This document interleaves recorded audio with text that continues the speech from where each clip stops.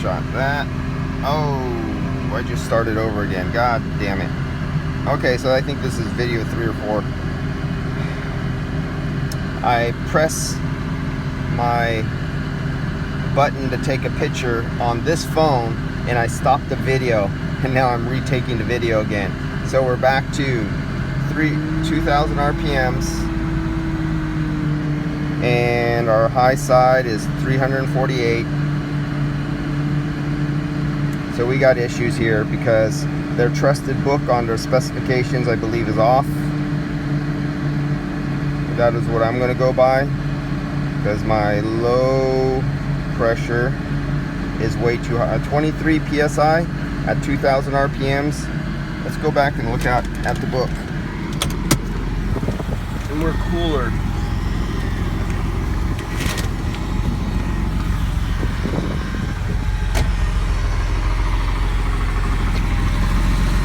Okay, so the book says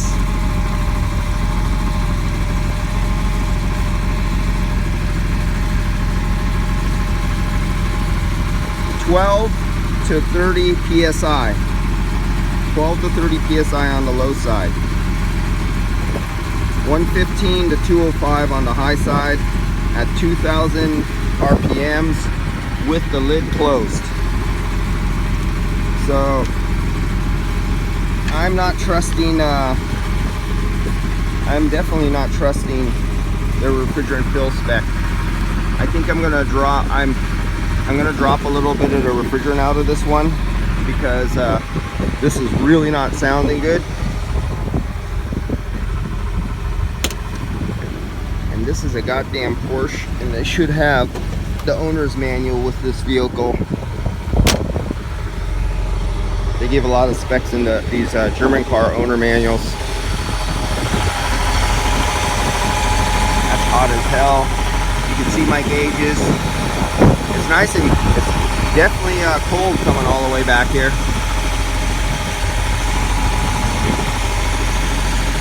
But not sounding good. What I would do on this vehicle is I'd shit can this condenser right here, and I'd go get a custom made up one with parallel flow microchannel. And that would take care of a lot of their head pressure problems. I believe this is probably way over oiled. When they retrofitted this, they just dropped oil right in top, and probably way too much, and that's giving me some of my high side, my knocking noise. So that is my conclusion on this without getting in depth. But what I would do is do an oil balance charge. I would take out slowly, I'd turn the system off, let the pressure settle out for about a half hour, put my slow recovery machine, throttle it back, and really slowly remove the refrigerant from the low side only, really slowly. I don't care how long it takes, if it takes an hour or so, because I don't want to pull refrigerant and make oil migrate from other components. And I would dump the oil out of the compressor and measure it and see if it's the 4 ounces that the book says it should be in there. I think that's what it said. Your receiver dryer should hold up. Get a new receiver dryer, drill a hole in the bottom, let it sit upright, let the oil drain out of the desiccant material overnight if you have to. Measure how much refrigerant oil you get out of the receiver dryer. Measure how much, because this is an easy compressor to remove. Measure how much, and if you find out you have 6 ounces in here and you should only have 3 or 4 ounces, you know it's way overcharged. And if you measure the oil out of the receiver dryer, since you're going to replace it anyway, they're usually about an ounce.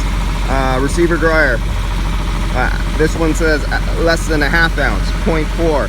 So you'd measure the oil coming out of the receiver dryer. If you found an ounce in there or more, you know there's a shitload of probably ester oil and that shitty automotive stuff that they were sticking in decades ago. Totally wrong for this, but you know, that's what happens. So, all right, I'll see you guys on this one. I got another appointment to get off to, so I got to speed up my act here and get going. This will never survive in summertime in Wyomi at that pressure. See you guys.